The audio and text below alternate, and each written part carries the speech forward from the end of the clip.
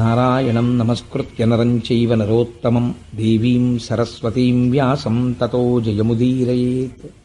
హరి ఓం. పరమేశ్వర స్వరూపమైన సభకి నమస్కారం. ఈనాడు మనం భాగవతంలో ఉన్నటువంటి నవమస్కంధంలోంచి అంబరీషోపాఖ్యానాన్ని మీకు విజ్ఞాపన చేసే ప్రయత్నం చేస్తాను. సాధారణంగా అంబరీషోపాఖ్యానం అనేటప్పటికీ మనందరికీ జ్ఞాపకం వచ్చేది కార్తీక పురాణము అని. ఆ కార్తీక మాసంలో చదువుతూ ఉంటారు, కానీ దాన్ని ఎక్కడా కూడా అష్టాదశ మహాపురాణాల్లో ఎక్కడా చెప్పలేదు, ఉపపురాణాల్లో చెప్పలేదు. కానీ అది భగవత్ సంబంధమైనటువంటి విషయాన్ని, భక్తిని ప్రేరేపించేటటువంటి కొన్ని విషయాలతో కూడి ఉన్న విషయం యథార్థం. అందుచేత అదేదో తక్కువనో లేకపోతే దాన్ని పక్కన పెట్టేయమనో దాని గురించి నేను చిన్న చేసి మాట్లాడడానికి ఏం ప్రయత్నం చేయట్లేదు.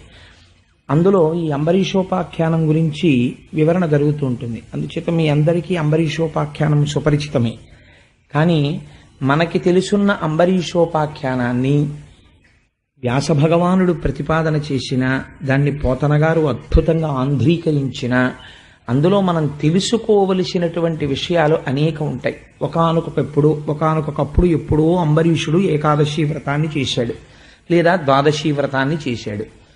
దుర్వాసో మహర్షి అక్కడికి వచ్చారు. దూర్వాసుడు అంటుంటారు. ఆ దూకి దీర్ఘం ఇచ్చి మాట్లాడకూడదు, దుర్వాసో మహర్షి. అందుకని దుర్వాసో మహర్షి అక్కడికి వచ్చారు. క్రోధాన్ని పూనేరు, శపించబోయారు. సుదర్శన చక్రం అడ్డు వచ్చింది.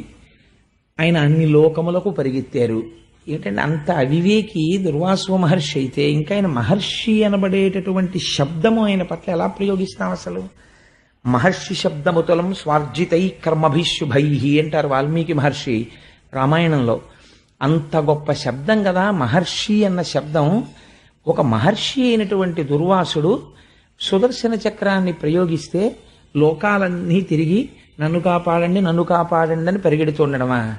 ఆఖరికి శ్రీ మహావిష్ణువు యొక్క పాదముల మీద పడితే అబ్బే నా వల్ల కూడా కుదరదయా, నువ్వు వెళ్ళి అంబరీషుడు కాళ్ళు పట్టుకో అంటే వచ్చి అంబరీషుడి కాళ్ళ మీద పడ్డామా? అంటే నేను అంబరీషుడిని తక్కువ చేసి మాట్లాడటం లేదు, ఆయన మహాభక్తుడు.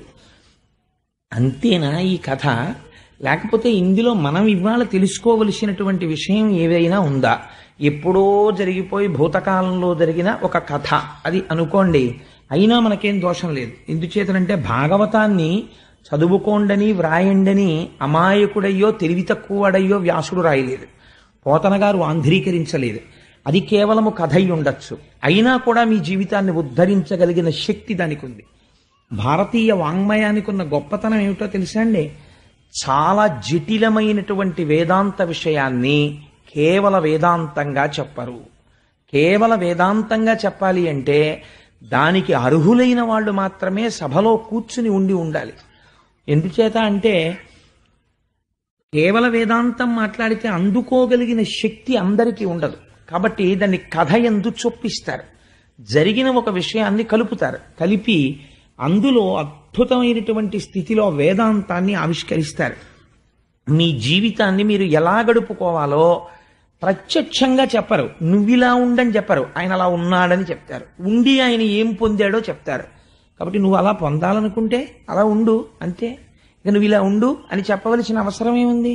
నువ్వు ఇలా ఉండు అని చెప్పవలసిన అవసరం ఉంటే ఆధ్యాత్మిక సభకి వాడు అసలు రానిరాడు. ఈశ్వరానుగ్రహం ఉంది కాబట్టే, ఏదో తెలుసుకోవాలి అని అనుకుంటున్నాడు కాబట్టే, తన జీవితాన్ని చక్కదిద్దుకోవాలి అని అనుకుంటున్నాడు కాబట్టే ఈ సభకి వచ్చి ఇంత ఇరుక్కుని 2 గంటలు కూర్చుని అందులో ఏదో ప్రయోజనం ఉంది, మా జీవితాన్ని మేము దిద్దుకోగలం అన్న ఆశతో కదా వచ్చి కూర్చున్నాడు. అంటే ఇలా వచ్చి కూర్చున్నాడంటే, అందుకే భాగవతం విన్నాడంటే కొన్ని కోట్ల జన్మల తర్వాత వింటున్నాడని గుర్తుపెట్టుకో అన్నారు. ఏ ఒక్క కథ, ఏ ఒక్క అంశమైనా మీ జీవితంలో ఒక గొప్ప మలుపుని తీసుకురావచ్చు. ప్రతి కథ అలాగే ఉంటుంది. కర్దమ ప్రజాపతి దేవహూతి దగ్గర నుంచి ఏ కథలో చూసినా మీ జీవితాన్ని మార్చగలిగినటువంటి ఒక్కొక్క కోణాన్ని స్పృశిస్తూ ఉంటాడు వ్యాసుడు. అందుకని అంబరీషోపాఖ్యానం ఒక మహాద్భుతమైనటువంటి విషయం. మీరు ఆ కోణంలో దాన్ని ఒక్కసారి అర్థం చేసుకునే ప్రయత్నాన్ని ప్రారంభం చెయ్యండి. ఆ అంబరీషోపాఖ్యానాన్ని ప్రారంభం చేసి నాభాగుని కుమారుడు, నాభాగుడనేటటువంటి చక్రవర్తి సామాన్యుడు కాడు. ఆయన చాలా గొప్ప రాజు. అటువంటి నాభాగుని యొక్క కుమారుడు ప్రహ్లాద్, ఈ అంబరీషుడు.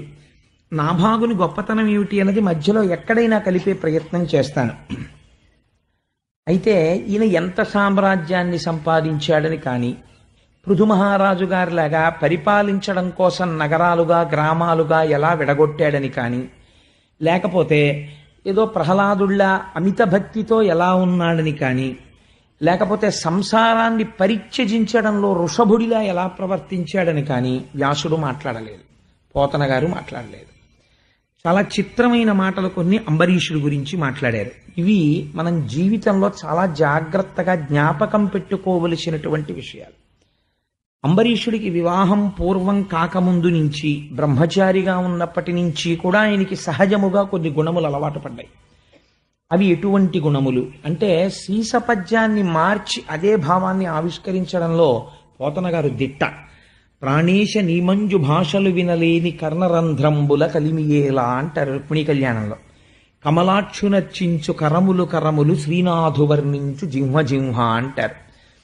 అదే మాట మార్చి వ్యతిరిక్తంగా చెప్పవలసి వస్తే అలా ఉండలేకపోతే అంటే, కంజాక్షునకు కాని కాయంబు కాయమే పవన గుంభిత చర్మ భస్త్రిగాక అంటారు.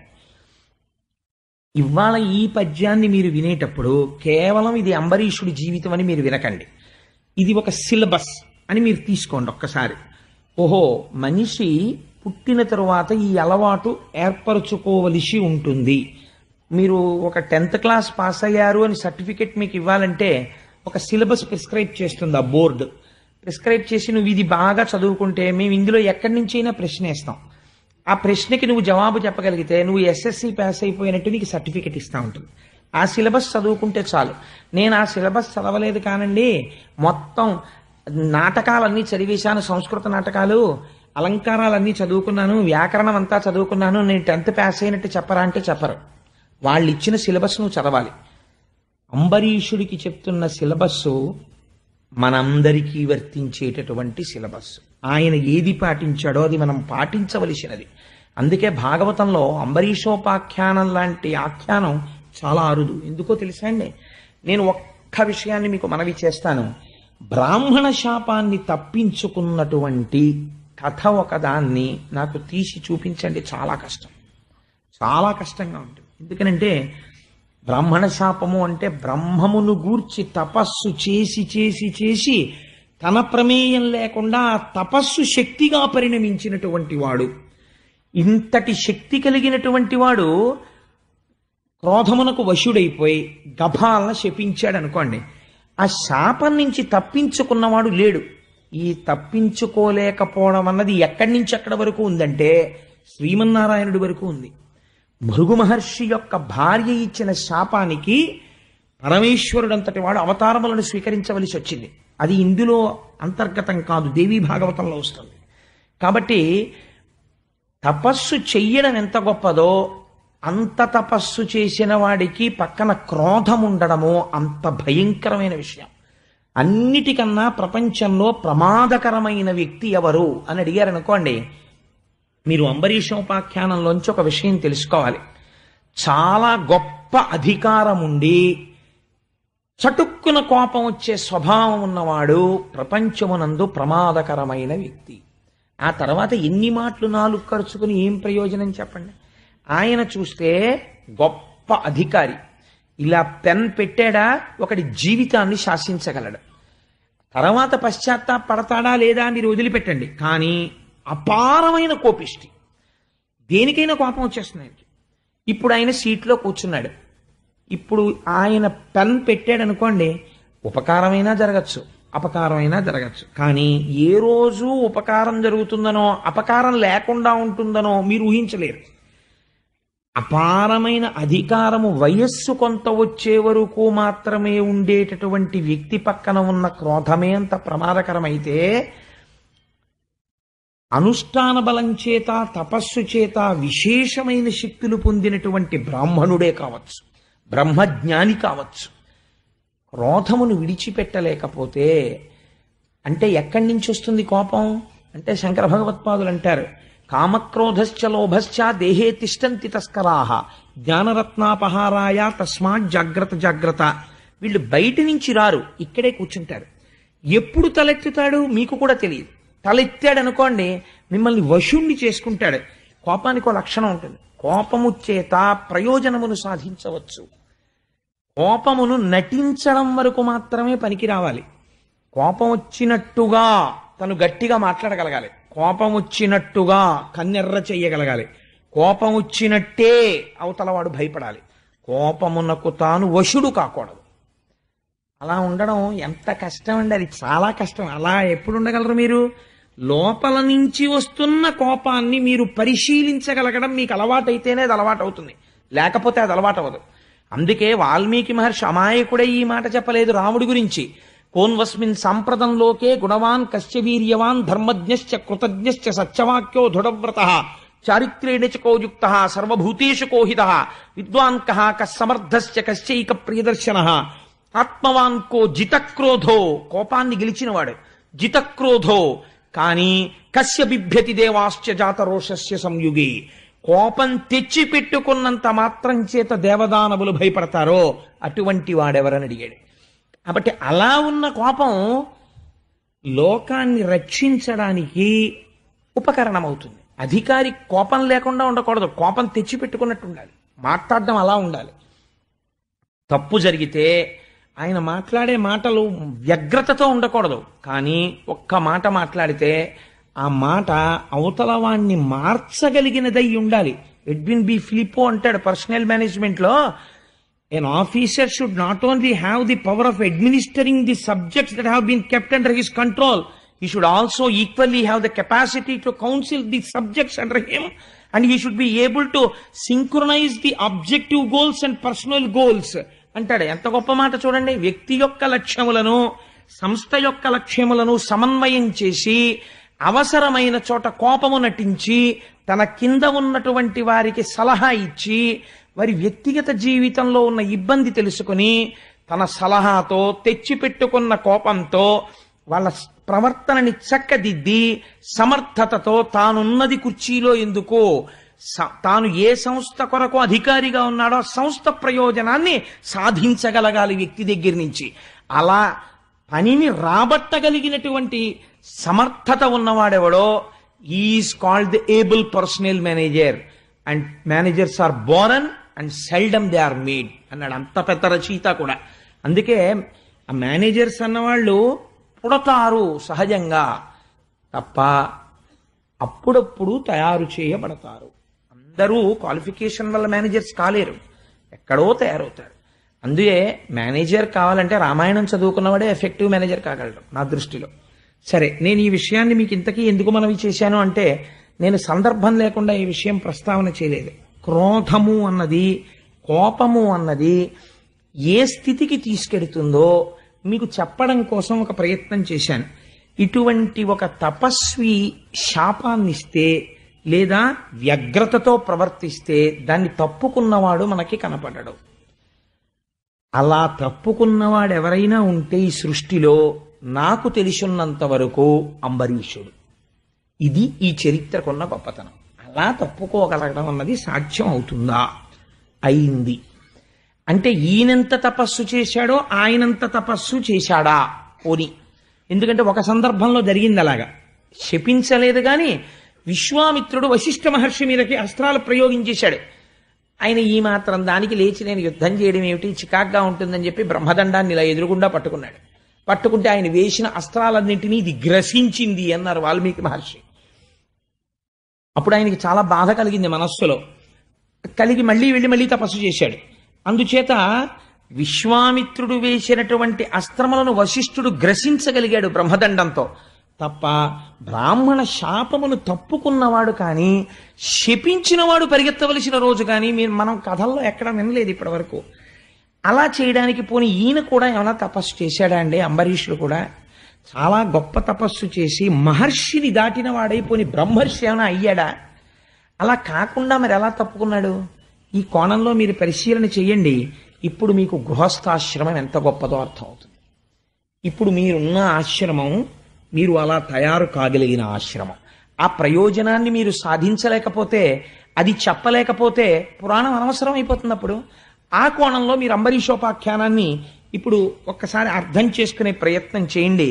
అంబరీషుడు గురించి పోతన గారు అంటారు, చిత్తంబు మధురిపు శ్రీపాదముల యంద పలుకులు హరిగుణ పఠనమంద, కరములు విష్ణు మందిర మార్జనములంద, చెవులు మాధవ కథా శ్రవణమంద, చూపులు గోవింద రూపవీక్షణమంద, శిరము కేశవ నమస్కృతులయంద, పదములీశ్వర గేహ పరిసర్పణములంద, కామంబు చక్రి కైంకర్యమంద, సంగమచ్యుత జనతను సంగమంద, ఘ్రాణమసురారి భక్తాంఘ్రికమలమంద, రసన తులసీదళములంద, రతులు పుంజ సంగతులయంద, ఆరాజ చంద్రమునకు.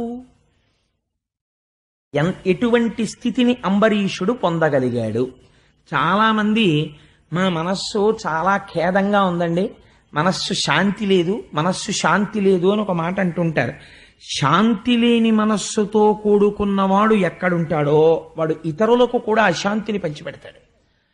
తాను ప్రశాంతంగా హాయిగా ఎప్పుడు ఉండగలడు అంటే ఆయన చేస్తున్న తపస్సు ఇది.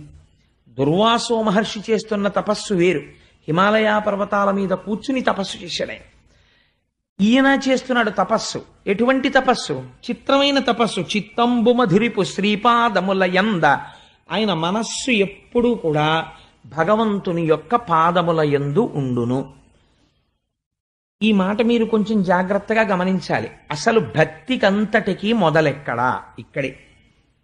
అసలు మీ మనస్సు వెళ్ళి అక్కడ చేరితే కదండి భగవంతుడి గురించి భక్తి అన్నది ఏర్పడడం.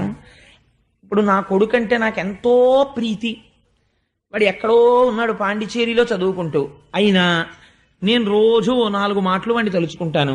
లేవగానే ఓసారి సంధ్యావందనం చేసుకున్నాక నమస్కారం చేస్తాను, దూరంలో ఉన్నాడు నా బిడ్డని కాపాడు తండ్రి అంటుంటాను. రాత్రి పడుకోబోయే ముందు అయ్యో వీడు ఏం చేస్తున్నాడో, ఏం చదువుకున్నాడో, ఎలా పడుకుంటున్నాడో, ఏం తిన్నాడో ఒకసారి స్మరిస్తాను.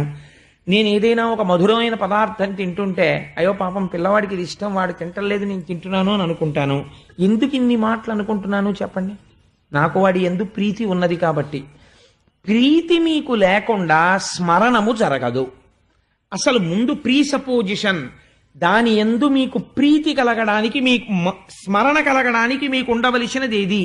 ప్రీతి ఉండాలి ఆ వస్తువు యందు. ఆ వస్తువు పట్ల మీకు మక్కువ ఉండాలి, ప్రేమ ఉండాలి, భక్తి ఉండాలి. ఉంటే స్మరిస్తారు. అలా స్మరిస్తే అన్నిటికన్నా గొప్ప భక్తి ఏది?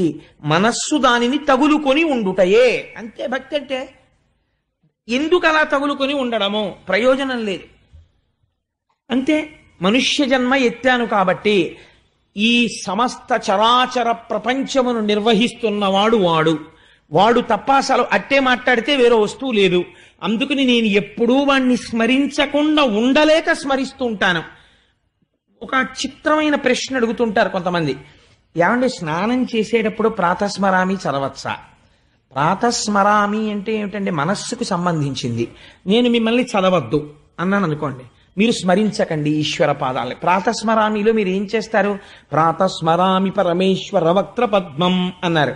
అది నోటితో చెప్పమన్నా దాని అర్థం ప్రాతస్మరామి పరమేశ్వర వక్త్ర పద్మం అంటే ఉదయం నిద్ర లేవగానే మొహం కడుక్కుంటూ నేను ఈశ్వరుడి యొక్క ముఖమును స్మరించినాను. ఇది మీకు చాలా ప్రీతి ఉంది. నేను స్మరించనా స్మరించద్దా అన్న ప్రశ్న మీకు ఎలా వస్తుంది నాకు చెప్పండి. నేను స్మరించద్దండి అన్నాను. మీకు ముందు అసలు మొహం కడుక్కుంటూ గుర్తొచ్చే విషయం ఏమిటో తెలుసా అండి? ధూర్తుడు నన్ను స్మరించద్దన్నాడు, బాబాయ్ మనస్సు అక్కడికే వెళ్ళిపోతోంది, అస్తమానం శివుడే గుర్తొచ్చేస్తున్నాడు అని మరీ వెళ్ళిపోతూ ఉంటుంది అక్కడికి. ఇప్పుడు కొత్తగా వెడుతోందని కూడా మీరు గుర్తుపట్టగలుగుతూ ఉంటారు. కాబట్టి మనస్సు వెళ్ళి పట్టుకోవడానికి మీరు పూజ చేస్తారు. కాబట్టి ఇప్పుడు ముందసలు అంబరీషుడు ఏ స్థితిలో ఉన్నాడు అంటే ఆయన చిత్తం ఎప్పుడు శ్రీ మహావిష్ణువు యొక్క పాదములను పట్టుకొని ఉన్నది. అంటే పరిఢవిల్లిన భక్తి చేత ఉన్నాడు. ఇంత పరిఢవిల్లిపోయిన భక్తి సంసారమునందుండడానికి ప్రతిబంధకమైనదా? అంటే సంసారం వదిలేశాడా వెంటనే మహానుభావుడు అంబరీషుడు? అంటే పలుకులు హరిగుణ పఠనమంద, ఏది మాట్లాడినా హరిగుణములను వర్ణన చేస్తుంటాడు. ఈ రెండు ఎలా పొంతన కుదురుతాయండి? సంసారంలో ఉండడం, హరిగుణములను కీర్తించడము, ఈ రెండు ఎలా పొసగుతాయి అని మీకు అనుమానం రావచ్చు. నేను తరచూ చెప్తుంటాను ఒక ఉదాహరణ. భగవంతుణ్ణి తలుచుకోవాలనేటటువంటి భక్తి లోపల ఉండాలి తప్ప అసలు మీరు తలుచుకోకుండా ఉండడానికి అవకాశం లేదు. ఎందుకో చెప్పనండి. మీరు నిద్రపోయి లేస్తారు. నిద్రపోయి లేవగానే ముందు ఏం చూస్తారు? గడియారం వంక చూస్తాం, ఎంత అయింది టైము అని.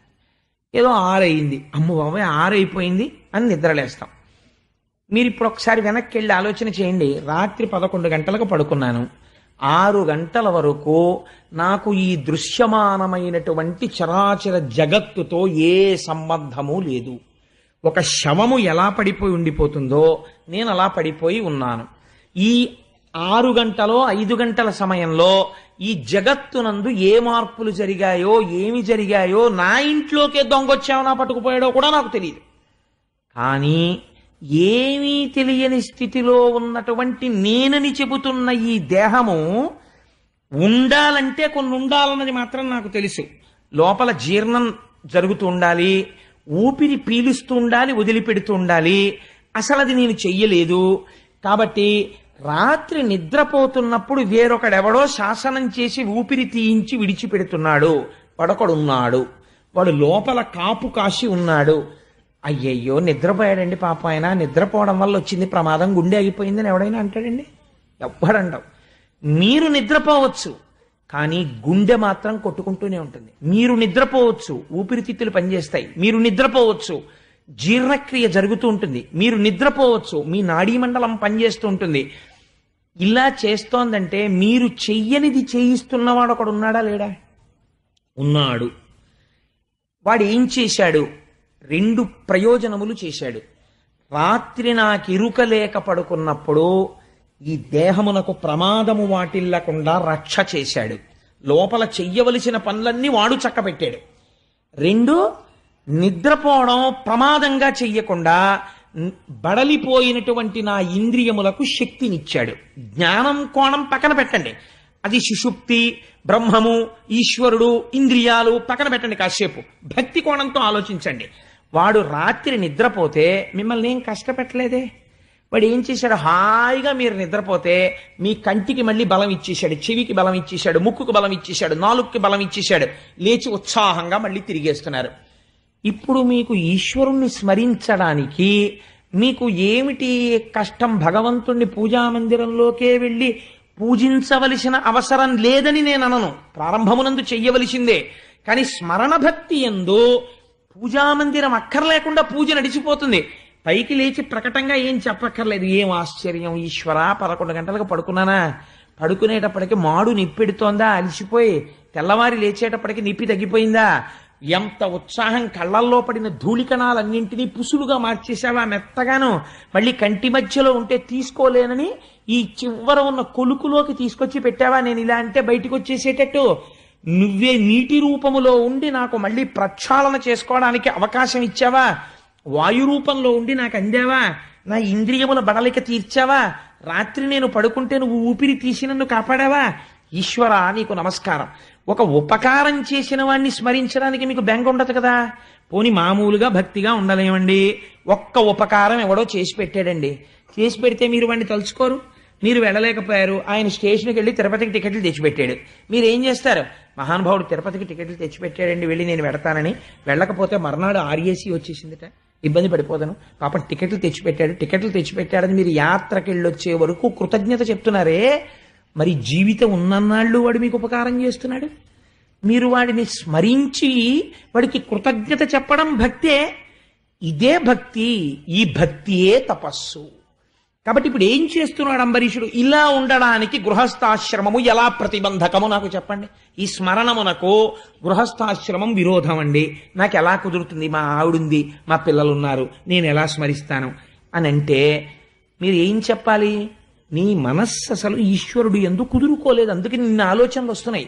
లేకపోతే కుదురుకోకపోవడం ఏంటి? నీకు కృతజ్ఞతా లక్షణం ఉంటే ప్రతి క్షణము ఈశ్వరుడే నీకు కనపడుచున్నాడు. కాబట్టి కరములు విష్ణు మందిరం అర్జనములందా. ఇప్పుడు ఈ ఉత్సాహం కలగగానే, కృతజ్ఞత కలగగానే ఏమనిపిస్తుంది? అయ్యయ్యో మనం ముందు స్నానం చేసి మందిరంలోకి వెళ్ళి ఈ లోపల ఉన్నవాడెవడో వాడు సాకారుడైనాడు బయట. లేకపోతే వ్యాసుడు వెర్రివాడై చెప్పాడా ఈశ్వరుడికో మూర్తుందని? సాకారంచ నిరాకారం నిర్గుణంచ గుణాత్మకం తత్వం తత్పరమం బ్రహ్మ ఇది వేదాంత డిండిమహ అని శంకర భగవత్పాదులు చెప్పారు వేదాంత డిండిమంలో. సగుణ నిర్గుణాసాతు ద్విధా ప్రోక్త మనీషిభి సగుణ రాగిభి సేవ్య నిర్గుణాతుర్ విరాగిభి అని వేదవ్యాసుడు దేవీ భాగవతంలో చెప్పాడు. కాబట్టి ఈశ్వరుడు ఒకనాడు ఒక ఈ కంటితో చూడడానికి వీలైన రూపమును ధరించాడు. అంతటా నిండిన పరమాత్మని మీరు జ్ఞానము చేత ఉపాసన చేయలేరు, భక్తి చేత ఒక మూర్తిని మీరు ఉపాసన చేయగలరు.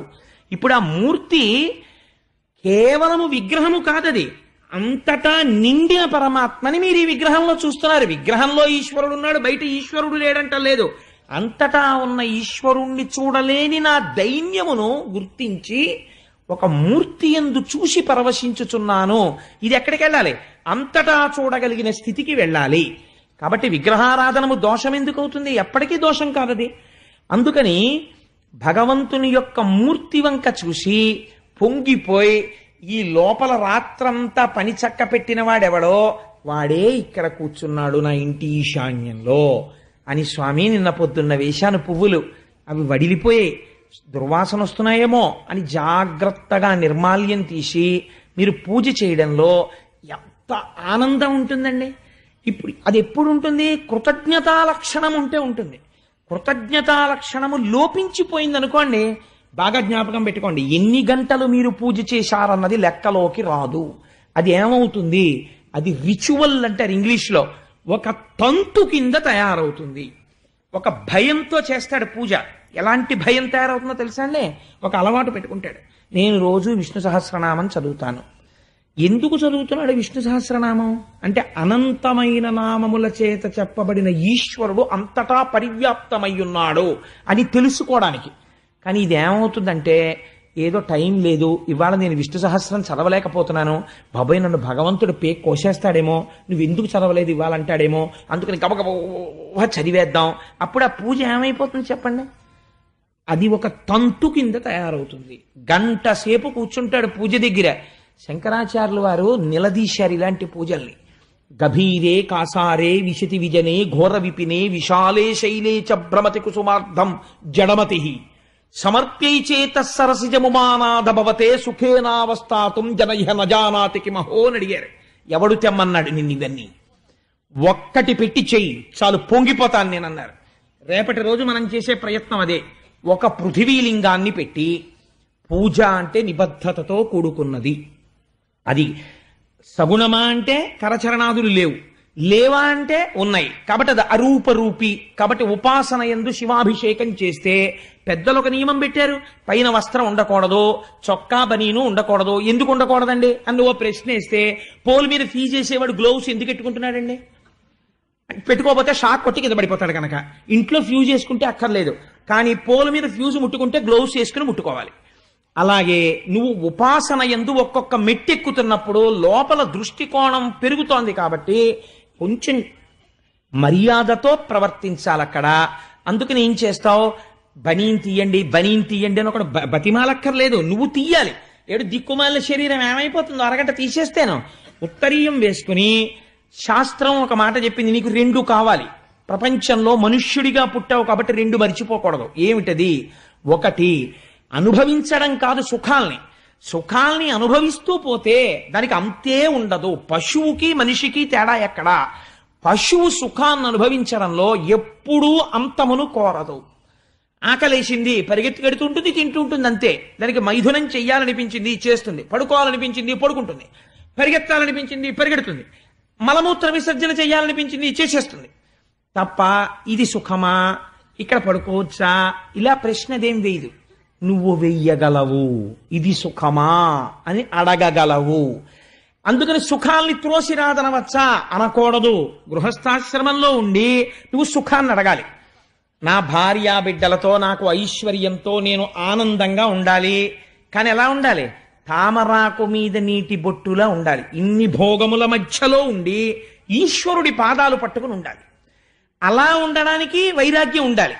వైరాగ్యం ఉండాలి, భోగం ఉండాలి. రెండూ కలవాలంటే అపారమైన ఐశ్వర్యము కలగడానికి కస్తూరి జలంతో అభిషేకం చెయ్యాలి. మంచి జ్ఞాన వైరాగ్యములు కలగడానికి విభూతితో అభిషేకం చెయ్యాలి. మిగిలిన వాటి సారమంతా ఈ రెండింటిలోకి వచ్చేస్తుంది. అందుకే శివరాత్రి నాడు పురుషులందరితో అద్భుతంగా ఆ రుద్రాధ్యాయం చదువుతుంటే చక్కగా వరసలో వెళ్ళి విభూతి అభిషేకము కస్తూరి జలంతో అభిషేకము చేసుకునేటటువంటి అవకాశాన్ని దేవాలయం వారు కల్పించారు. సరే, అందుచేత కాబట్టి ఇప్పుడు ఏమైంది, ఆయన సంతోషంగా పూజ చెయ్యగలుగుతున్నాడు అంబరీషుడు. చెవులు మాధవ కథా శ్రవణమంద, చెవులు ఎప్పుడూ కూడా మాధవుడు అంటే లక్ష్మీదేవి యొక్క భర్త, ఆయన కథాశ్రవణము కోసమని ఉత్సాహం పొందుతుంటాయిట. ఎందుకు పొందుతాయంటే ఈ ఐశ్వర్యం లేని వాళ్ళు ప్రపంచంలో కొంతమంది ఉన్నారు. చెవి ఉంటుంది, వినికిడి శక్తి ఉండదు. వాళ్ళు ఎంత పోగొట్టుకుంటున్నారో ఉన్నవాడికి తెలియదు. అది విచిత్రం. ఉన్నవాడు హాయిగా వెళ్ళి వినగలడు. వినగలిగిన శక్తి ఈశ్వరుడిచ్చిన ఐశ్వర్యం. వీడు దాన్ని వేరు పనులకు ఉపయోగిస్తున్నాడు. లేనివాడు తినడానికి లేక ఏడుస్తున్నాడు. ఉన్నవాడు దుర్వ్యసనములకు వాడి ఏడుస్తున్నాడు, రోగాలు తెచ్చుకొని. ఇద్దరూ దరిద్రులే. అలా వినడానికి ఐశ్వర్యము లేనివాడు వినలేక ఏడుస్తున్నాడు. వినడానికి చెవులు ఉండి వినక ఒకడు బాధపడుతున్నాడు, దరిద్రుడి. అలాంటి వాడు కాడు. ఈశ్వరుడిచ్చిన ఈ ఐశ్వర్యమును ఈశ్వరుని కొరకు వాడుతున్నవాడు. అందుకని మాధవ కథాశ్రవణమందు పూనిక ఉన్నవాడు, నేను వినాలి అని వింటున్నవాడు. చూపులు గోవింద రూప వీక్షణమంద, ఆ చూపులు చూసేటప్పుడు ఆర్తితో చూసే చూపు వేరు, ఆర్తితో చూడని చూపు వేరు. కొడుకు ఒక 3 నెలల తర్వాత హాస్టల్ నుంచి వచ్చాడనుకోండి, చొక్కా విప్పి బనీ నిప్పి అక్కడ పెట్టగానే తండ్రి చూస్తాడు, తల్లి చూస్తుంది. తల్లి చూడడం ఎలా చూస్తుందో తెలుసా అండి? ఏమిట్రా ఆ ఎడం భుజం మీద ఏంటి ఆ మచ్చ, నీకు పూర్వం ఉండేది కదే అని గబగబా వెళ్ళి ఆ మచ్చ ఏమిట్రా అని ఇలా ముట్టుకుని ఇలా నలిపి మట్టా ఏమైనా మచ్చ వచ్చిందా అంటుంది. అప్పుడు లేని మచ్చ ఇప్పుడు ఎందుకు వచ్చిందని పరితపించిపోయి చూస్తుంది అమ్మ కొడుకు బనీ నిప్పగానే. ఆ చూడడంలో ఆనందం ఉంటుంది. అమ్మో నా కొడుకుని చూసుకుంటుంది అమ్మ. అలా ఈశ్వరుణ్ణి చూసేటప్పుడు ఏ రోజుకు ఆ రోజు కొత్తదనం కనపడుతూ పొంగిపోతూ ఉంటాడు భక్తుడు చూడడంలో. అందుకని శిరము కేశవ నమస్కృతుల యంద, ఈశ్వరుడు శిరస్సు ఇచ్చినది దేనికి అంటే పెద్దల ముందు భగవంతుడి ముందు వంచి నమస్కరించమని. లేకపోతే బుద్ధిస్థానము వంగని నాడు నీకు నిశ్చయాత్మకమైన శక్తి ఎక్కడి నుంచి వస్తుంది ఈశ్వరుడి ముందు? కాబట్టి ఆ భగవంతుని ముందు వంగేటటువంటి శిరస్సున్నవాడు. కామంబు చక్రి కైంకర్యమంద, కామము దోషము. ఎలా? కేవలము లౌకికమునందుంటే. కామము వరము ఎప్పుడు? భగవదాభిముఖ్యాన్ని పొందితే. ఈశ్వరుడి యొక్క సేవ కావాలి అని కోరుకున్నాడు అనుకోండి, ఆయనకి కామం ఉందా లేదా అంటే కామం ఉంది. కామం అంటే కోరిక, మీరు ఇంకో రకంగా అర్థం చేసుకోకండి. కోరిక ఉన్నది. ఒక ఆయనకి ఏం కోరిక ఉన్నది? ఊటీ వెడదామని ఆయన కోరుకున్నాడు. ఇంకొక ఆయనకి కోరిక ఉన్నది, వెంకటాచలం వెడదామని కోరుకున్నాడు. ఇప్పుడు ఆయనది కామమే, ఈయనది కామమే. ఈ రెండు కామములలో ఒకటి కామమైన బంధించకుండా రక్షణ వైపుకి నడిపించేస్తోంది. ఇంకొక కామము కామమే, కానీ అది బంధనమునకు గురి చేస్తోంది. ఎందుకని?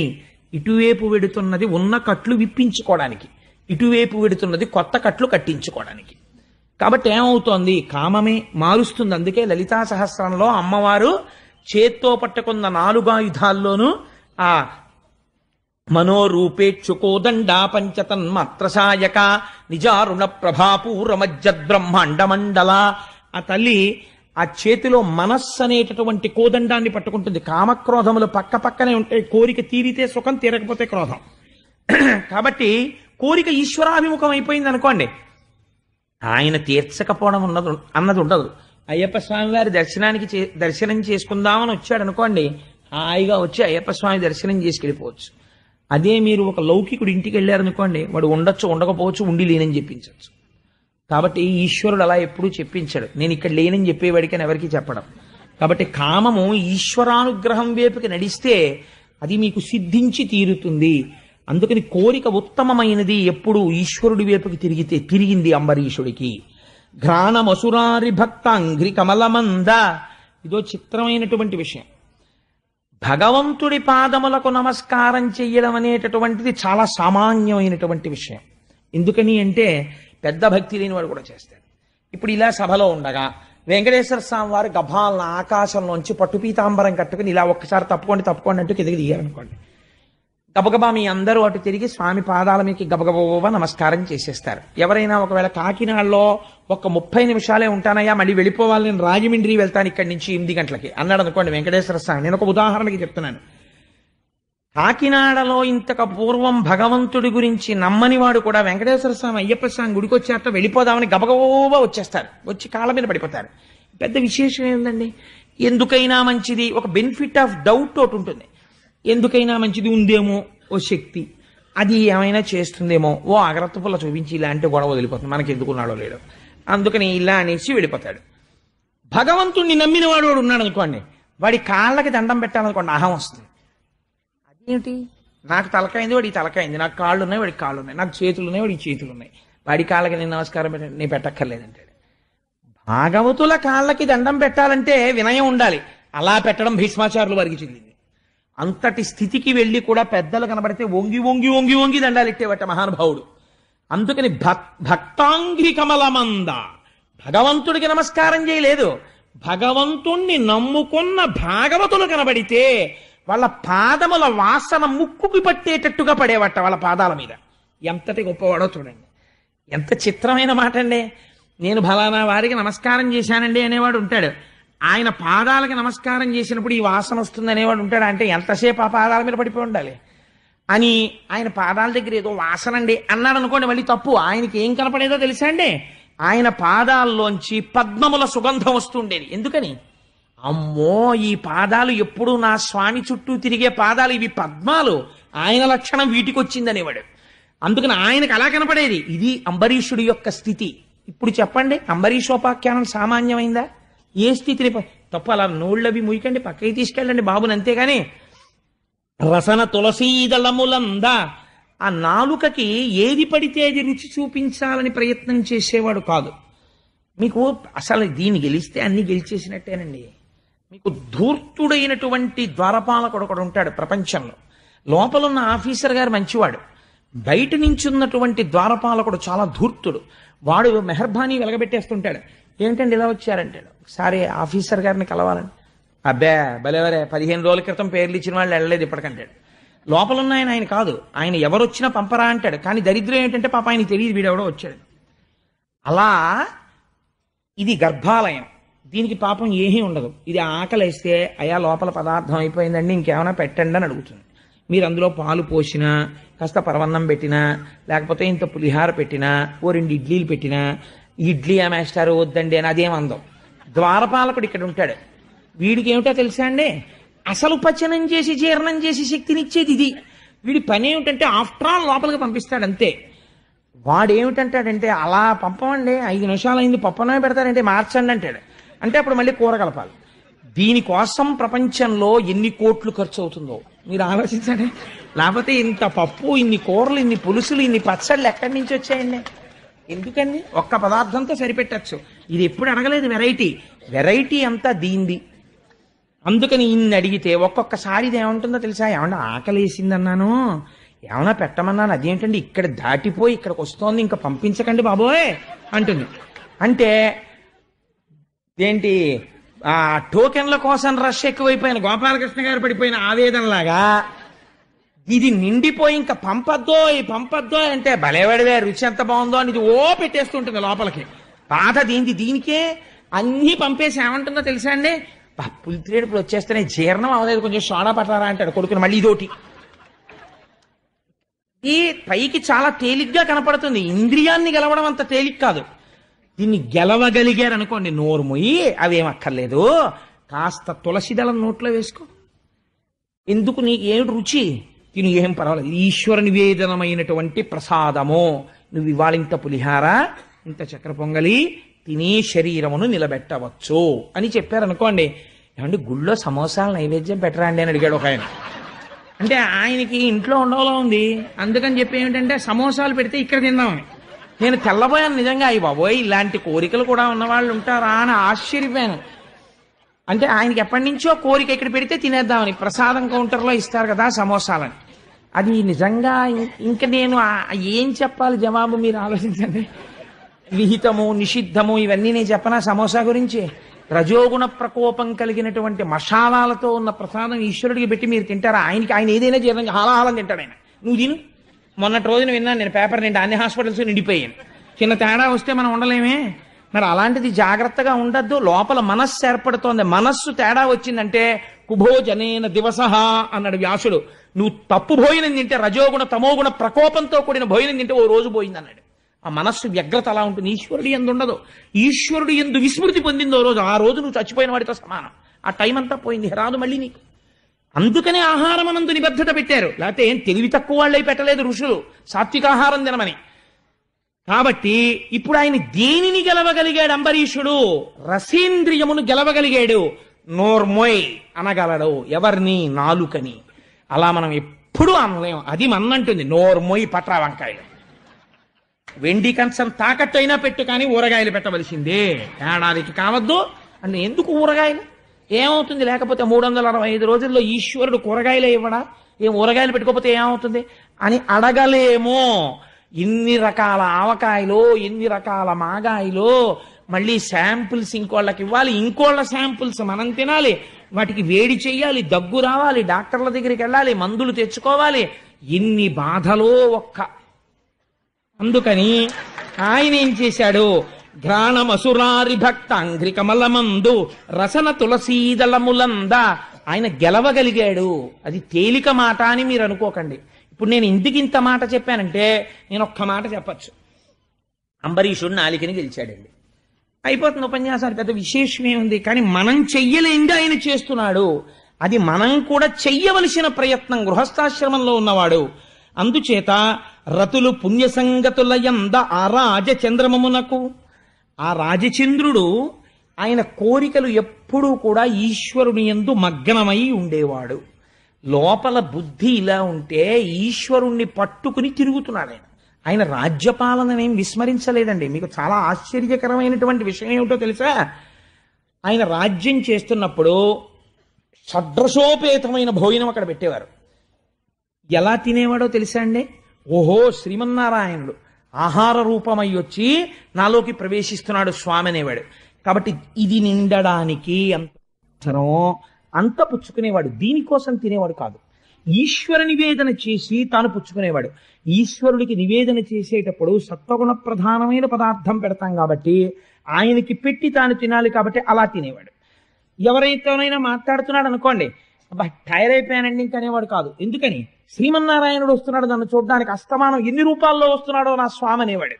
అందుకే పోతన గారు ఎంత గొప్ప పద్యం ఇచ్చారంటే, హరియని సంభావించును హరియని దర్శించునంటూ నాఘ్రాణించున్ హరియని రుచిగొన్నదలచును హరిహరిఘను అంబరీషు అలవియ పొగడన్.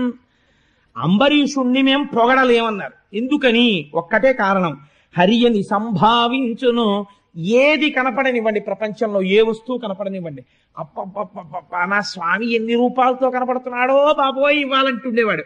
విష్ణు సహస్రనామం పట్టుకుని సహస్రశీర్షవదన అని లలితా సహస్రం పట్టుకుని అనడం కాదు, బయటికి వచ్చి విశ్వం అది విష్ణు సహస్రానికి మొదటి మాట. అంతట నా స్వామి ఎన్ని ముఖాలతో ఉన్నాడో అనగలిగితే, ఇలా అనకుండా నువ్వు అనగలవా? ఇన్ని ముఖాలతో అయ్యవారిని చూస్తుంటే అలా అనగలిగాడు అంబరీషుడు. అంతటా ఈశ్వర దర్శనం చేశాడు. హరియని దర్శించు అంటూ నాఘ్రాణించు. ఏదైనా వాసన చూస్తే ఈ వాసన కూడా హరే, శ్రీమన్నారాయణుడే ఈ వాసన రూపంలో ఉన్నాడు అని పీల్చేవాడు. ఏదైనా ముట్టుకుంటే ఇది శ్రీమన్నారాయణుడే, పంచభూతములుగా ఆయనే ఉన్నాడని ముట్టుకునేవాడు. హరియని రుచిగొన్నదలచును. నాలుకకు పెట్టేటప్పుడు ఎలా పెట్టేవాడో తెలుసా అండి? తను తింటున్నానని తినేవాడు కాదు, ఇది శ్రీమన్నారాయణుడని నాలుక మీద పెట్టుకునేవాడు. హరిహరిఘను అంబరీషున లవియ పొగడన్. ఇలాంటి వాడిని పొగడడానికి అబ్బబ్బా అనకూడదు. కాబట్టి పోతన గారెంత అందంగా పద్యం పూర్తి చేశారని చూడండి. హరిహరి ఈయన్ని పొగడం ఎవరికి తరం రా అన్నారు. ఆయన కూడా అంబరీషుడు గురించి చెప్పడం మొదలెట్టినంత మాత్రం చేత పద్యంలో హరిహరి పడిపోయింది. అంబరీషుడు గురించి విన్నంత మాత్రం చేత నీలో జీవితంలోకి హరిహరి ఎందుకు ప్రవేశించదు? ఆంతరమునందు మీకు ఒక అభయాన్ని కటాక్షిస్తున్నారు. అతనికి ఇహమాని హరులందు కరులందు ధనములందు గేలి వనములందు పుత్రులందు బంధుమిత్రుల యందును పురమునందు అంతిపురమునందు. చిత్రమైన మాట అండి ఇది. ఇలాంటి వాటి గురించి చెప్పాలంటే సాధికారత కలిగినటువంటి మహాపురుషుల నోటి వెంటే అతనికి ఈహమ అనే హరులందు కరులందు అంతఃపురాల మీద కోరిక లేదు, ఏనుగుల మీద కోరిక లేదు, గుర్రాల మీద కోరిక లేదు, ధనం మీద కోరిక లేదు, ఓ ఉద్యానవనాల మీద కోరిక లేదు, కొడుకుల మీద కోరిక లేదు, బంధుమిత్రుల మీద కోరిక లేదు, రాజ్యం మీద కోరిక లేదు, అంతఃపురం మీద కోరిక లేదు. ఎక్కడున్నాడు ఇవన్నీ కోరిక లేనివాడు? అక్కడే ఉన్నాడు. అదేమిటండి మరి అంత కోరిక లేనివాడు అక్కడ ఎలా ఉంటున్నాడు? భార్య మీద కోరిక లేదు, భార్యతో ఉన్నాడు. అంతఃపురం మీద కోరిక లేదు, అంతఃపురంలో ఉన్నాడు. కొడుకుల మీద కోరిక లేదు, కొడుకులతో ఉన్నాడు. రాజ్యం మీద కోరిక లేదు, రాజ్యం వెళ్తున్నాడు. ఇలా ఎలా ఉంటాడు అంటే దీన్ని కర్తవ్యనిష్ట అంటారు. వెర్రిగా వేలాడడం లేదు. కొడుకున్నాడు, నాకో కర్తవ్యం ఉంది తండ్రిగా. ఏమిటి కర్తవ్యం? వాడికి ఒక మంచి కాలేజీలో చేర్చడం, వాడు అడిగినప్పుడు ఫీజు కట్టడం, వాడితో మాట్లాడినప్పుడు నన్ను చదువుకుని వృద్ధిలోకి రావాలి అని తండ్రిగా మంచి మాటలు చెప్పడం. ఇప్పుడు వాడు ఏ కారణం చేతనైనా పాడయ్యాడు, తప్పు చేశాడు, వాడు ఆ తప్పు దిద్దుకునేటట్టుగా మళ్ళీ 4 మంచి మాటలు చెప్పడం, దానివల్ల తండ్రిగా నేను పడే ఖేదాన్ని వాడికి చెప్పగలగడం, వాడు గుర్తించేటట్టు చెయ్యడం. అయిపోయింది నా కర్తవ్యం.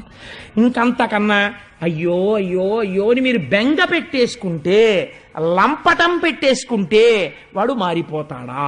మీరు పాడైపోతారు కాదండి. మీ దృష్టి వాడి మీద ఉండిపోతుంది, వాడు మాత్రం బాగుపడ్డాడు. ఈ లంపటము మీరు కోరుకుంటే తీరేది కాదు, ఈశ్వరుడు మారుస్తాడు. మారిస్తే ఏమవుతుందో తెలుసా అండి? కర్తవ్య దృష్టిలో కెడతాడు. నేను ఇది చెయ్యాలి అందుకని చేస్తాను, వాడు నా కొడుకు కాబట్టి నేను ఈ పని చెయ్యాలి చేస్తాను, ఈమె నా భార్య నేను ఈమె యందు ఈ పని చెయ్యాలి చేస్తాను, నేను ఈ రాజ్యమును పాలిస్తున్నాను కాబట్టి రాజుగా నా కర్తవ్యం చేస్తాను. అంతకు మించిన లంపటం నాకేమైనా ఉందా? దానితో నాకేం వెర్రి బంధాలు లేవు. లంపటము నివారింపను సంపద కృప చేయ జయము సంపాదింపన్ చంపెడి వారి వధింపను సొంపారగ నీకె చెల్లు సోమార్థధరా అంటారు పోతన గారు. లంపటము నివారింపను కర్తవ్యమనబడేటటువంటి సరళ రేఖని దాటి అతిగా వాడితో మగ్నమయ్యుండుట అన్న వెర్రితనాన్ని పోగొట్టగలిగిన స్థితి ఎవరి వలన వస్తుంది? ఈశ్వర భక్తిలోంచి వస్తుంది. ఆ భక్తి ఉన్నవాడికి కర్తవ్యం తెలుస్తుంది. కాబట్టి ఇప్పుడు ఎక్కడి నుంచి వచ్చింది ఈ కర్తవ్య దృష్టి? అంబరీషుడి యొక్క భక్తిలోంచి వచ్చింది. అంతఃపురంలో ఉంటే ప్రమాదం వచ్చిందా? అంతఃపురాన్ని ఈశ్వరాలయంగా చూస్తాడు. భార్యతో ఉన్నాడు, తన విహిత కర్తవ్యం తాను పాటిస్తాడు. భార్యతో కూర్చొని చక్కటి ధార్మిక కార్యక్రమాలు చేస్తాడు. కొడుకుల్ని కన్నాడు, వాళ్ళకి విద్యాబుద్ధులు నేర్పిస్తున్నాడు. గురువులు కనబడతారు, వంగి వంగి సాష్టాంగ నమస్కారాలు చేస్తాడు. తనకి షడ్రసోపేతమైన భోజనం పెడతారు, ఇదంతా నారాయణ స్వరూపం అంటాడు, నివేదన చేసుకుంటాడు. తను నాలుకకి లొంగకుండా ఓహో ఇన్ని రుచుల యందు ఈశ్వరుడే ఉన్నాడంటాడు. ప్రసాదం ఎలా తింటామో అలా తింటాడు. కొంతమందికి ఒక విచిత్రమైన బుద్ధి ఉంటుంది. మేమంటే 20 ఏళ్ల క్రితం తిరుపతి వెళ్ళాం. అప్పుడు లడ్డు ఇంతంత లడ్లు ఇచ్చేవారు, ఒక్కొక్క దాంట్లోనంటే ఇంతంత జీడిపప్పు ఉండేది. ఇప్పుడు చూడండి అంటాడు. 20 ఏళ్ల క్రితం తిరుపతి వెళ్ళిన వాడివి, ఆ తర్వాత 20 ఏళ్ల వరకు నీ జీవితంలో మళ్ళీ తిరుపతి వెళ్ళలేకపోయావు. నువ్వు అమెరికాలో లేవు, చైనాలో లేవు, ఇండియాలో ఉండి రాత్రి రైలు ఎక్కి పడుకుంటే 150 రూపాయలు. పుట్టి 20 ఏళ్లకి కానీ నేను మళ్ళీ తిరుపతి వెళ్ళలేకపోయానని వాడు ఏడవలేదు. కోట్లు ఖర్చు అయిపోయాయి, నేను వెళ్ళలేదని ఏడవలేదు. వీడు ఎందుకు ఏడుస్తున్నాడంటే అప్పుడు ఇంత జీడిపప్పు ఉండేదిట, ఇప్పుడు లేదుట, ఎందుకు ఏడుస్తున్నాడు? వాడిని ఏమనాలి? కొంతమంది తినడం అలా ఉంటుంది. ఆ ప్రసాదమునందు కూడా ఎంపికే. అంతేకానది ప్రసాదం రా, ప్రసాదం తినడం ప్రసాదంగా తినాలి, ప్రసాదమునందు రుచి ఎంచరాదు. ఇప్పుడు షడ్రసోపేతమైన భోజనం మీకెడితే ఏమిటి? ఏది అయితే మీకేమిటి? మీరు దాని యందు ఈశ్వరుని చూస్తున్నారు. కాబట్టి ఇప్పుడు ప్రసాదమునుగా తింటున్నప్పుడు రాసభోజనము కావచ్చుగాక, అది మితముగానే తింటారు. అందుకే ముందు చెప్పారు నాలుకని గెలిచాడు అన్నారు. ఇది ఇప్పుడు భక్తిలోంచి దేంట్లోకి వెళ్ళిపోతోంది? అంతటా ఈశ్వరుణ్ణి చూశాడు, జ్ఞానం వచ్చినది. అంతటా ఈశ్వరుణ్ణి చూడడంలో శాశ్వత వస్తువుని పట్టుకున్నాడు, అశాశ్వతమైన వస్తువుల యందు కర్తవ్యాన్ని పరిపాలిస్తున్నాడు. వైరాగ్యమునందున్నాడు. అంటే భక్తి జ్ఞాన వైరాగ్యములను ఎంత అందంగా పొందాడో చూడండి అంబరీషుడు. ఇవి ఎక్కడ పొందాడు? ఆయనే సన్యాసం తీసుకుని పొందలేదు, గృహస్థాశ్రమంలో ఉండి పొందాడు. కాబట్టి అతనికి ఈహమా అనే హరులందు కరులందు ధనములందు గేలి వనములందు పుత్రులందు బంధుమిత్రుల యందునో పురమునందు అంతిపురమునందు. కాబట్టి అటువంటి అంతఃపురంలో ఉంటూ ఇటువంటి వైరాగ్య భావన పొందాడు. అందుకేనండి ఎవరో మహాత్ములైన వాళ్ళు మాత్రమే గొప్ప గొప్ప సత్యములను పలుకుతారు. నేను 1కి 10 మార్లు పొగుడుతున్నాను అనుకోకండి. తత్వవిధానంద సరస్వతి ఒక సభలో ఒక మాట చెప్పగా నేను విన్నాను. Let there not be horizontal or vertical advancement in your life. తీర్థయాత్రలు వయస్సులో ఒక స్థాయి వరకు చెయ్యండి, తర్వాత మనస్సులో నిలబెట్టుకుని మానసిక దర్శనం చేయండి. ఏదో పొందేద్దాం అనుకుని తొందరపడి అందరూ సన్యాసాలు తీసేసుకోకండి. సన్యాసం అనేటటువంటిది అందరూ అందులో ఉండడం చాలా కష్టం. అది పరమ పవిత్రమైన ఆశ్రమం. అందుకని సన్యాసము తీసేసుకోక్కర్లేదు, తీర్థయాత్రలే చేసేయక్కర్లేదు. మీరు గృహస్థాశ్రమంలో ఎలా ఉండి తరించచ్చో అలా తరించండి అని ఒక సభలో ఆయన చెప్పారు. ఇలా చెప్పడానికి ఎంత సమర్థత ఉంటే చెప్పగలరు చూడండి. వెంటనే ఆయన ఓ మాట చెప్పారు, మరి మీరెందుకు సన్యాసి అయ్యారని అడుగుతారేమో. It has been forced on me. ఈశ్వరుడు నా యందు సన్యాసమును విధించినాడు. అలా ప్రకటించుకోగలగడం, అలా మాట్లాడగలగడం ఎంత గొప్ప విషయం. అందుకే నేను మొన్నటి రోజునన్నా మరి దర్శనము త్రివేణి సంగమమునందు మునుక అని. కాబట్టి అలా పరమ పవిత్రమైన జీవితాన్ని గడుపుతున్నటువంటి స్థితిలో ఆయన సరస్వతీ నదీ తీరంలో అశ్వమేధయాగం చేశాడు. దానికి వశిష్ఠాది మహర్షులు వచ్చారు. ఆ మహర్షులందరినీ సేవించాడు, భూరి తాంబూలములనిచ్చాడు. 1 సంవత్సరం పాటు ద్వాదశీ వ్రతం చెయ్యాలి అని అనుకున్నాడు. అంటే ఏకాదశి వ్రతం కదండి అని మీరు అనుకోకండి. ఏకాదశి వ్రతం అన్నా ద్వాదశీ వ్రతం అన్నా తేడా ఏం లేదు. ఏకాదశి అంటే దశమి నాటి సాయంకాలం నుంచి ఉపవాసాన్ని ప్రారంభం చేస్తారు. ఉపవాసం అంటే అశనము అని శాస్త్రంలో మాట ఉంది. అశనము అంటే వీడి కిందటి జన్మలలో ఉన్నటువంటి దరిద్రమును అనుభవించడానికి ఈ జన్మలో ఐశ్వర్యమున్నా ఆకలి వేస్తున్నా తినకుండా తనని తాను ఒక రోజు మార్చుకుంటే అశనం అంటారు.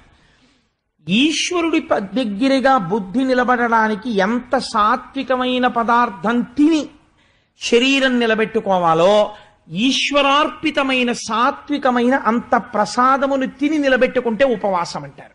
అందుకే రేపటి మహాశివరాత్రి నాడు జన్మానికొక్క శివరాత్రి అన్నారు. ఆ ప్రసాదం ఇంటి దగ్గర ఎందుకు? ఉపవాసం చేసే వాళ్ళందరూ పేర్లు ఇస్తే మాకు అంచనా తెలియాలి కదా. ఇక్కడే ప్రసాదం చేసి మధ్యాహ్నం ఈశ్వరుడికి నివేదన చేసి మీకు ఉపవాసంతో శరీరం నిలబడడానికి కావలసిన ప్రసాదం మేమే పెడతాము అని దేవస్థానం వారు ముందుకొచ్చారు. ఉపవాసం అంటే మరి అలా కదండి నడవాలి శివరాత్రి నాడు. కాబట్టి ఏకాదశి వ్రతం చేస్తున్నాడు. ఏకాదశి నాడు ఉపవాసం చెయ్యాలి, ద్వాదశి నాడు పారణ చెయ్యాలి. పారణ అంటే ఎంత తొందరగా వీలైతే అంత తొందరగా పదార్థాన్ని తినేయచ్చు. సూర్యోదయం అవగానే భోజనం చేసేసాడు అనుకోండి, ఏమీ తప్పు లేదు. నిత్యానుష్ఠానం చేసేసుకుని భోజనం చేసేయచ్చు ద్వాదశి నాడు. 1 గంటకి లంచ్ టైం వరకు నేను తినకూడదేమోనంటే ఇలా వేళ్ళు విరిచేసుకుంటూ కూర్చోక్కర్లేదు. సూర్యోదయం అవగానే తినేసేయచ్చు. కాబట్టి ద్వాదశి నాడు పారణ చెయ్యాలి. కానీ ఒక చిత్రం జరిగింది. ఈయన గృహస్థాశ్రమంలోకి వెళ్ళాడు.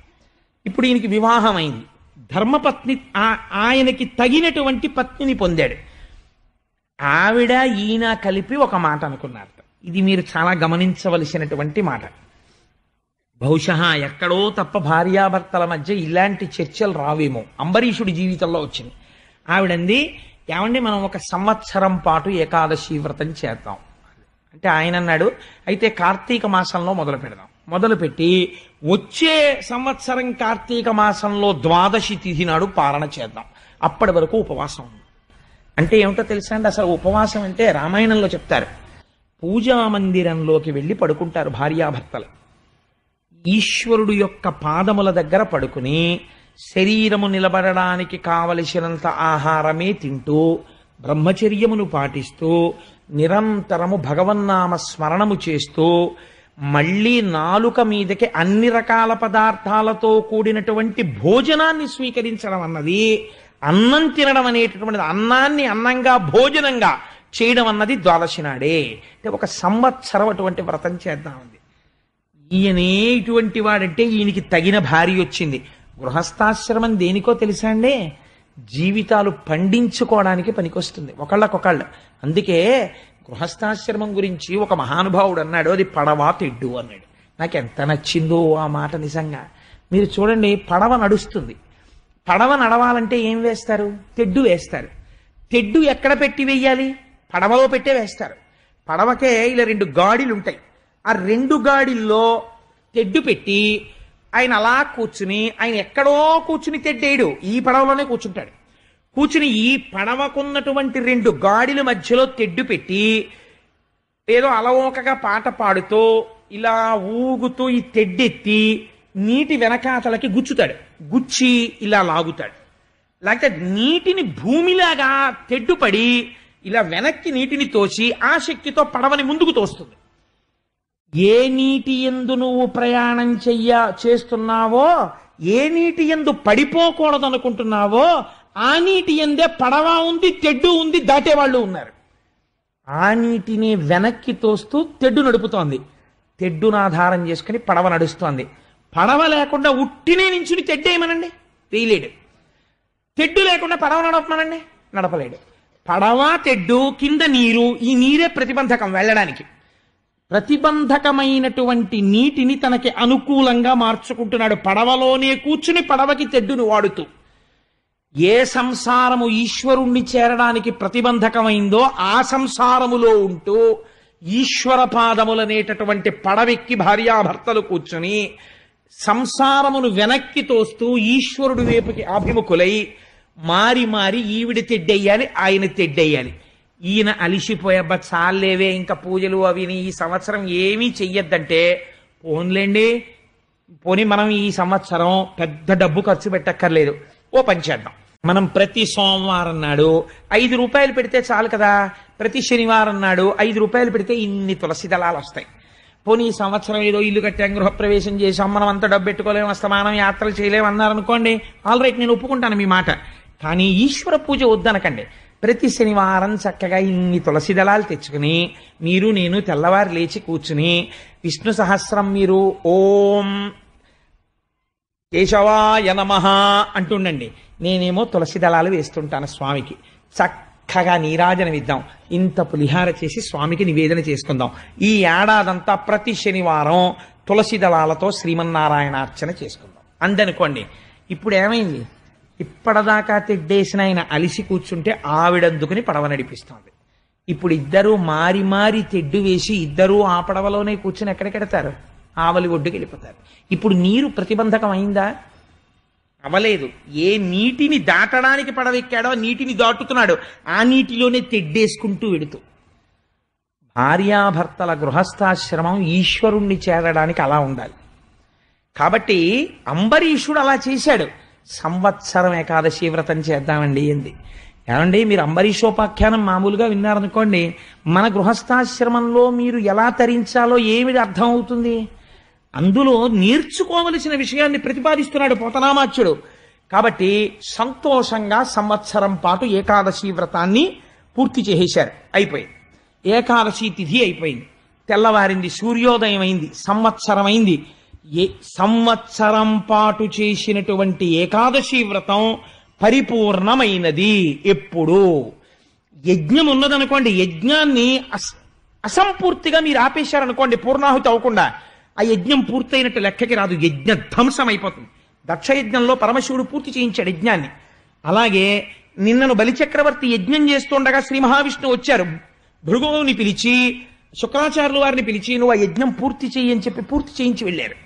అలాగా ఇక్కడ ఏకాదశి వ్రతం పూర్తవుతోంది. ఎలా పూర్తవ్వాలి? ఏడాది నుంచి చేస్తున్నారు.